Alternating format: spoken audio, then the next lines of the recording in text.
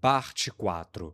Tanto a retomada da cidade quanto a libertação de seus cidadãos foram triviais diante do poder do rei feiticeiro. Os paladinos e milicianos que participaram do ataque ficaram praticamente ilesos. Claro que alguns dos residentes presos haviam perecido no caos, mas foram uma quantia chocantemente pequena. Esse resultado só foi possível devido à presença do rei feiticeiro, ao ponto de algumas pessoas estarem pensando: se ao menos tivéssemos entregado tudo a ele desde o início, talvez não precisássemos perder ninguém. Todos sorriam enquanto Neia e o rei feiticeiro desciam a rua. Era difícil dizer se estavam regozijando por terem sido libertados ou derramando lágrimas por terem uma tigela de sopa quente para comer. Embora tivessem sido informados de antemão que a sua liberdade foi graças à ajuda do rei feiticeiro, uma vez que viram o rei feiticeiro andando em pessoa, os olhos dos residentes ficaram cheios de choque, confusão e aversão. Mas isso era o esperado. Claro, a capacidade de Neia de aceitar esse tipo de recepção já era uma questão totalmente diferente. Mesmo ela desejando fazer alguma coisa no caso de o rei feiticeiro ficar descontente, aparentemente o próprio rei feiticeiro não pareceu se importar. Sendo esse o caso, seria muito rude de Neia agir por conta própria. Neia se dirigiu até as costas do rei feiticeiro que estava andando na frente dela. Vossa Majestade, aonde está indo agora? O rei feiticeiro estava olhando para a palma de sua mão e não olhando na direção de Neia. Eu estou indo para aquele grande edifício no centro da cidade. Pretendo investigar o quanto antes. Pode ser uma base inimiga. Os paladinos já estão ocupados libertando os residentes capturados, distribuindo comida, tratando feridos e aprisionando os demi-humanos capturados. Neia assentiu levemente. É realmente bem grande. Já não era para os paladinos terem ido investigar? Como aquele que havia conquistado a cidade, as tarefas menores foram dadas aos cidadãos soldados e aos paladinos. Nesse caso, um simples trabalho de inspeção já poderia ter sido feito no atual objetivo do rei feiticeiro. O rei feiticeiro parou de andar por um momento e depois olhou atentamente para Neia, e então deu de ombros e continuou andando. Na verdade, coloquei meus subordinados do lado de fora para garantir que os paladinos não se aproximassem, então duvido que tenham verificado. Então o que o senhor disse antes foi... Senhorita Baraja, eu lhe contei muitas coisas até agora, mas seria melhor se considerasse assuntos por conta própria de tempos em tempos. Por exemplo, a razão pela qual somente nós investigaremos o edifício. O desgraçado mente pra cacete.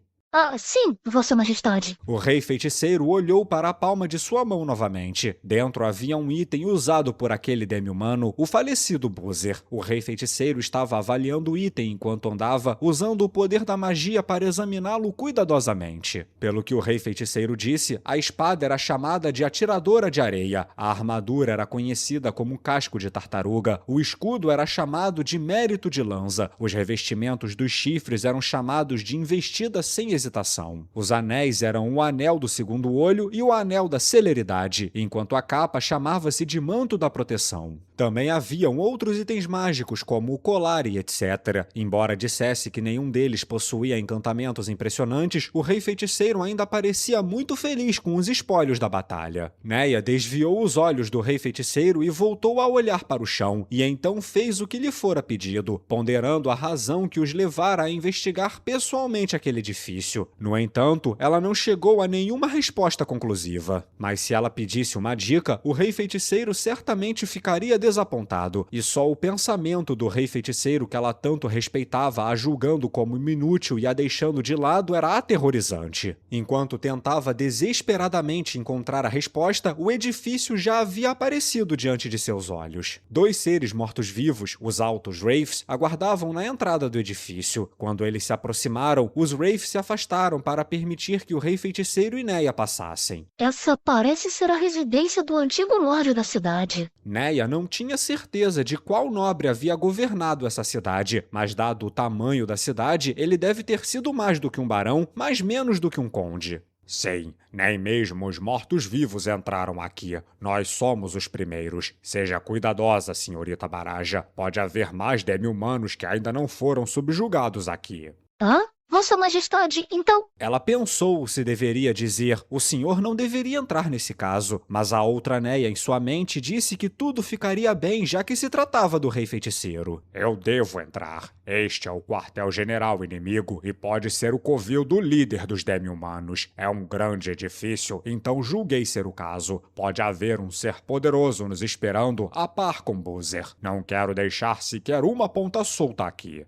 Ah, sim. Assim que ela entendeu a resposta para sua pergunta, Neia balançou a cabeça em compreensão. Ao mesmo tempo, a gratidão fluiu em seu coração pela compaixão do rei feiticeiro. Ele não deixou os paladinos se aproximarem para manter eles sãos e salvos. Ao contrário do que disse antes, tenho certeza que o motivo dele não ter me dito foi por se sentir envergonhado ao lutar em prol de outras pessoas. Será que é isso mesmo? Ou eu tô viajando na maionese? Mesmo que Neia entendesse que pensar assim sobre o rei feiticeiro era muito rude, por algum motivo ela havia começado a sentir que o rei feiticeiro era, bem, fofo. Fofo igual um crocodilo com fome, desgraçado. Bem, você entendeu agora? O rei feiticeiro olhou para o rosto de Neia enquanto a indagava. Neia assentiu e ele pareceu feliz quando respondeu. Ah, que bom. Ele está realmente feliz que eu pude entendê-lo. Que pessoa amável e gentil que ele é. Neia pensou e então respondeu. Sua serva entende o porquê Vossa Majestade não deseja chamar a atenção dos outros. Sim, exatamente. Então você entende, não é? É porque eu prefiro manter certa discrição. Isso mesmo. Sim, senhor. O rei feiticeiro parecia estar pensando em alguma coisa. Por alguma razão, isso também parecia bem adorável para Neia. Então vamos. Sim. Como escudeira, ela sentiu que era errado deixar o rei feiticeiro ir na frente, mas o rei feiticeiro jamais permitiria que Neia fosse na vanguarda. Neia olhou com admiração para as costas da pessoa generosa e magnânima diante dela. Como sua subordinada, assistir a um rei liderar o caminho era uma visão que realmente aquecia seu coração. Depois de passar pela larga entrada, Neia fez uma pergunta. Por onde devemos começar nossa busca? Não parece haver nenhum sinal dos outros nos arredores. Sua visão e audição são muito boas, senhorita Baraja. Mas e quanto a seu olfato? Pra ser honesta, eu não sou muito confiante no meu olfato, mas acho que sou melhor do que a maioria. Quanto ao paladar, eu acho que o meu é apenas mediano. Bem, eu nunca provei veneno antes, então eu não poderia ser uma provadora de veneno ou algo assim. É mesmo? Diga-me, você consegue detectar o cheiro de morte e ódio? Quando ele disse morte e ódio, sua aura régia pareceu ser mais dominante, realmente digna de um rei. Ódio e morte? Venha por aqui. O rei feiticeiro partiu. Não havia sinais de hesitação em seus passos. Ele andava como se estivesse familiarizado com esse lugar e com o que havia pela frente. Morte e ódio, essas coisas não deveriam ter cheiro. Ou será que Sua Majestade, que é morto-vivo, consegue sentir isso? Isso significaria que quem estiver fazendo esse odor está esperando por aqui. Neia agarrou o arco que recebera emprestado do rei feiticeiro. Dependendo das circunstâncias, ela teria que servir como o escudo vivo de Sua Majestade e dar um passo à frente para disparar seu arco. Ela não foi capaz de fazer nada durante a batalha com Boozer. Se ela não fizesse alguma coisa útil, não haveria razão para ela estar aqui. Eles não encontraram nenhum demi-humano ao longo do caminho, e em pouco tempo chegaram a uma porta que era mais ou menos do mesmo tamanho que a anterior. Era feita de aço e ferro, parecendo ser muito resistente. Parecia uma porta de prisão no meio de uma residência regular da nobreza. A justa posição dessas duas imagens encheu Neia com um poderoso sentimento de mau presságio. Parecia que ela tinha sido jogada em um lugar tenebroso e desconhecido.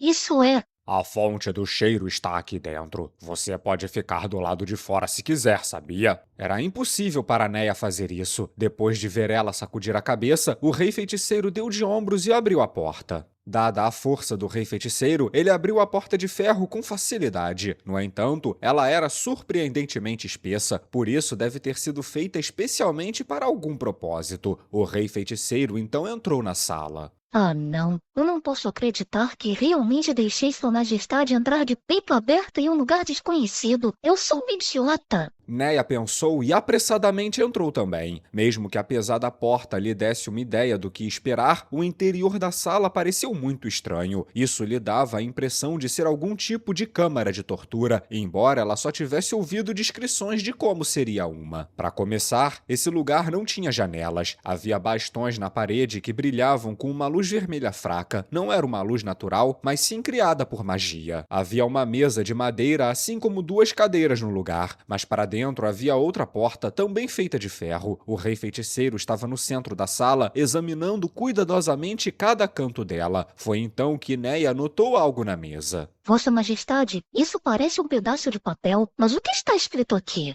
O pedaço de papel que Neia pegou estava coberto de caracteres ilegíveis. Eles certamente não eram a escrita do Reino Sacro.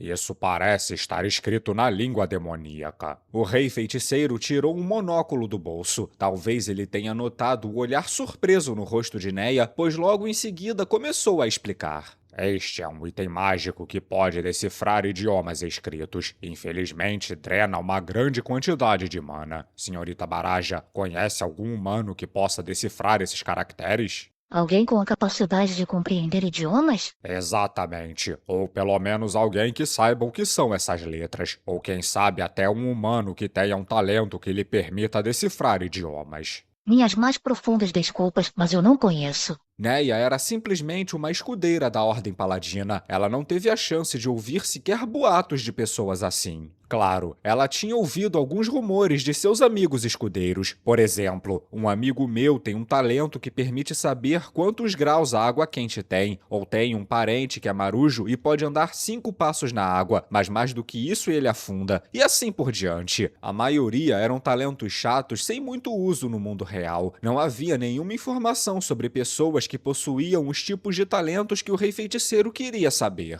Que pena. Enquanto a capitã Custódio acha que ela conheceria alguém assim? Certamente a capitã da Ordem Paladina teria entrado em contato com todos os tipos de informações da inteligência. No entanto, Neia não sabia o que pensar de remédios agora. Será que a capitã realmente ocuparia sua memória com tais informações? Eu não tenho certeza. Sinto que seria melhor perguntar ao vice-capitão. Tem razão. Se eu perguntar a ele... O rei feiticeiro provavelmente estava tropeçando em suas palavras pela mesma razão que Neia. Mas o que o senhor pretende fazer se tal pessoa existir? Eu não pretendia nada, mas se houvesse alguém que pudesse decifrar o arquivo de inteligência que Jadabalf deixou para trás, nossos planos futuros mudariam, não acha? Era uma indagação óbvia que ela poderia ter respondido sozinha se tivesse pensado apenas um pouco, mas precisou do rei feiticeiro para explicar o básico. Neia sentiu vergonha de si mesma por ter perguntado isso sem ao menos pensar. Se não houver ninguém capaz de traduzir, então terei que gastar mana para isso, mas isso me deixaria em desvantagem, e assim precisarei ser mais cauteloso com Jadabalf. Se eu o encontrar depois de gastar uma grande quantidade de mana, minha única opção seria fugir. Mas a curiosidade fala mais alto. Pode ter informações úteis aqui. Eu preciso ler. Tem certeza que vai ficar bem? Sim, eu só preciso prestar atenção redobrada às minhas reservas de mana. O rei feiticeiro colocou seu monóculo e olhou para o papel. Embora não houvesse sinais visíveis de ativação, provavelmente já deveria ter surtido efeito. O rei feiticeiro parecia estar decifrando alguma coisa agora. Dito isso, ele não tinha olhos, então simplesmente parecia que ele estava lendo alguma coisa. Depois de um tempo, ele retirou o monóculo. E ainda assim acabei gastando muita mana. Neia tinha visto os sacerdotes cambalearem trêmulos depois de usarem muita mana, mas não havia sinais disso no rei feiticeiro. Obviamente, comparar o rei feiticeiro a um rele sacerdote era o ápice da grosseria. Isso provavelmente foi porque ele tinha enormes reservas de mana. Enquanto Neia contemplava isso, o rei feiticeiro se aproximou mais da porta e gentilmente abriu o postigo. Neia ouviu vários sons fracos de respiração no interior e seu nariz captou o cheiro de sangue. Ela segurou seu arco com força, pensando em se apertar no espaço entre o rei feiticeiro e a porta, mas o rei feiticeiro a deteve com a mão. Aquele gesto significava: não venha aqui.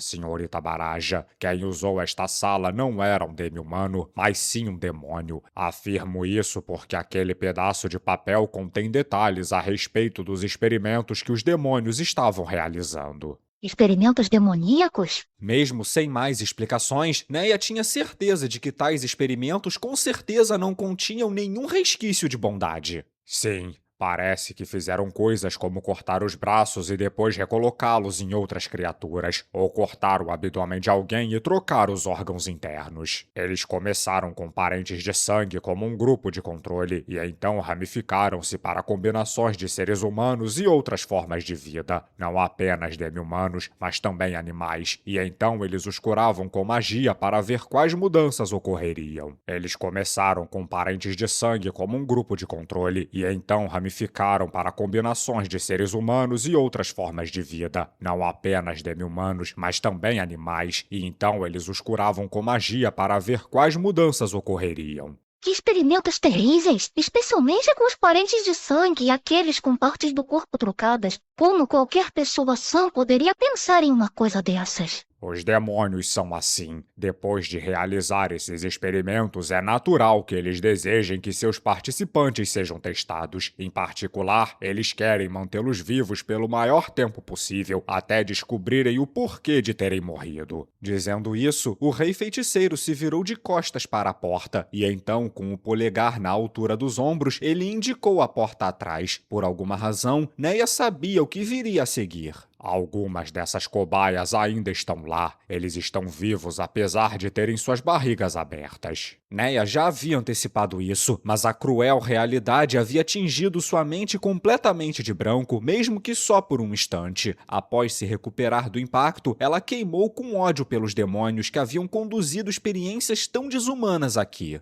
Senhorita Baraja, chame os sacerdotes imediatamente. Procure a Capitã Custódio também. Rápido! Entendido. Não havia necessidade de questionar a razão pela qual Sua Majestade havia mandado-os chamar. Neia correu com todas as suas forças. No canto de sua mente, ela ouviu uma voz perguntando: será que era realmente correto deixar Sua Majestade aqui sozinho? Mas essa era uma ordem daquele ser poderoso que era ao mesmo tempo sábio e confiável. Não havia necessidade de se preocupar. Ele não cometia erros. A voz que avisava Neia então desapareceu em um instante. Alguns minutos depois, os sacerdotes abriram a porta e entraram na sala. A maneira como seus ombros tremeram por um instante ilustrou as condições hediondas dentro das celas, algo que palavras jamais poderiam expressar. Na frente de Neia, o rei feiticeiro mostrou o papel para Remédios e Gustav. Vejam isto. Este papel contém os nomes das pessoas que estão lá e o que aconteceu com elas. Além disso, há outros trabalhos com coisas semelhantes escritas, ou talvez outras coisas neles. Talvez até os planos de Jadabalf, por exemplo, mas eu não tenho muita certeza disso. Você consegue entender o que está escrito por acaso? Remédios franziu as sobrancelhas enquanto olhava para o papel, entregando imediatamente a Gustav. Gustav sacudiu a cabeça, no entanto. Eu não faço ideia, mas o senhor sabe, não é, Vossa Majestade? Ah, sim. Eu descobri usando o poder deste item mágico, mas ele drena uma enorme quantidade de mana. Essa mana deve ser conservada para minha batalha contra Jadabalf. O que eu quero saber é, algum de vocês conhece alguém que possa ler esses caracteres? Qualquer um que tenha a chance de entendê-los serve. Não, eu não tenho nenhum contato com gente assim. Talvez haja alguém entre os nobres do sul, porém acho que a possibilidade disso ainda é muito baixa. Mas que infortúnio. Então, como pretende lidar com isso? Da minha parte, eu espero que se esforcem mais para tentar decifrar essa escrita deles. Não podíamos pegar emprestado o item mágico de Vossa Majestade? Terei de recusar. Este é um tesouro da minha nação. O sentimento que tenho é o mesmo que você teria se eu lhe pedisse para me emprestar a espada sagrada em sua cintura, Capitã Custódio. Para um usuário de magia como eu, itens mágicos como esses são mais valiosos do que espadas. Remédios e Gustav se entreolharam mais uma vez. Compreendo. Então vamos trabalhar arduamente juntos. Além disso, temos um novo problema. Parece que há orques como prisioneiros aqui. Como eles devem ser tratados? Aparentemente, os orques não faziam parte dos demi-humanos que atacavam o Reino Sacro por vontade própria, mas sim trazidos por Jadabalf. Eles não haviam fornecido nenhuma informação útil quando questionados e a Ordem dos Paladinos não sabia como lidar com eles. Interessante. Poderia me dizer onde eles estão? Há algum problema em deixá-los comigo? Nenhum problema. Obrigado por se preocupar. Gustav forneceu uma descrição simples da localização localização. Como a cidade não era muito grande, provavelmente eles não se perderiam. Depois de esboçar um mapa grosseiro em sua mente, a porta da cela se abriu e um sacerdote de aparência exausta apareceu. O que aconteceu? E qual é a condição das pessoas lá dentro? Começamos usando magia de cura nos sobreviventes. Essa é a primeira vez que tentamos curar as cobaias de tais experimentos desumanos como esse. Então vamos ficar aqui e observar como eles se recuperam. Se ficarem bem, vamos movê-los para fora. Pelo menos é o que eu acho. Entendo. Logo mais enviaremos alguns paladinos e milicianos para ajudá-los na tarefa de trazer essas pessoas. Obrigado, Capitão Custódio. Então aqui me despeço, Vossa Majestade. O sacerdote abriu a porta novamente e voltou para a cela. Depois de ver o sacerdote sair e concluir que não havia mais nada a fazer, os 4 foram para seus respectivos destinos. Naturalmente, o rei feiticeiro e Neia se separaram dos outros 2 e se dirigiram para a localização dos orques. Como eu disse, já que há demônios por perto, seria bom se tivéssemos alguém que pudesse ver as formas originais desses tipos de metamorfos, disse o rei feiticeiro enquanto caminhava. Embora eles não tivessem notado a presença de mais nenhum demônio na cidade, o pedaço de papel com caracteres demoníacos sugeria a possibilidade de que houvessem demônios por aqui ou que tinham demônios aqui até recentemente. Metamorfos? Demônios podem se transformar? Ah, sim. Demônios assim existem. Eles podem se transformar em homens, mulheres e até animais. Entendo. Alguém com a capacidade de ver através de transformações ou um talento similar a esse. Minhas mais profundas desculpas, mas eu nunca ouvi falar de ninguém que tenha essa aptidão. Ah, não. Na verdade, eu já ouvi lendas sobre essas coisas. Eu me lembro de ler sobre isso em um livro, mas mesmo que o senhor me pergunte se há algum deles por aí, bem... Parece que seria melhor eu discutir esse assunto novamente com a Capitã Custódio. Metamorfismo é algum tipo de ilusão? Eu estou mais familiarizada com truques simples, como ilusões de iniciantes. Para começar, o metamorfismo é muito diferente das ilusões, mas explicar isso vai demorar muito, então vou deixar isso de lado por enquanto. No entanto, olhar para as ilusões é muito perigoso, sabia? As ilusões são um tipo terrível de magia que se torna mais assustadora quanto mais habilidoso for aquele que a conjurar. Além disso, existem aqueles ilusionistas que não estão satisfeitos com uma compreensão superficial e optam por se especializar nesse caminho. E o que acontece quando se especializam? Ah, sim. Por exemplo, há magias como ilusão perfeita, que podem desafiar todos os 5 sentidos. E além disso, há aqueles que refinaram suas ilusões a um limite máximo. Eles conseguem usar uma certa habilidade a cada poucos dias que consegue enganar o próprio mundo. Uma ilusão que poderia enganar um mundo estava além da capacidade da imaginação de Neia. Como exatamente essa ilusão mundial funciona?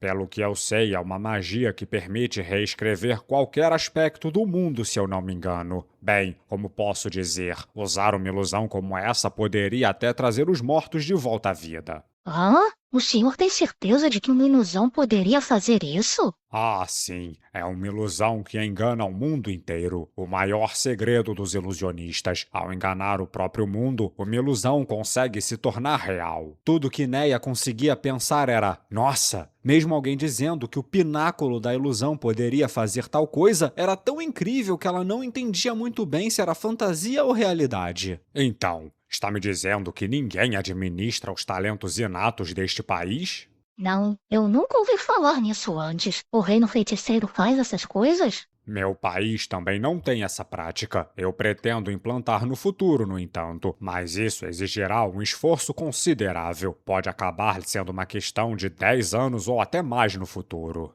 Incrível! O rei feiticeiro já tinha imaginado os eventos dos próximos 10 anos em sua mente. Essa era a diferença entre um rei e um plebeu. Um mundo de diferença.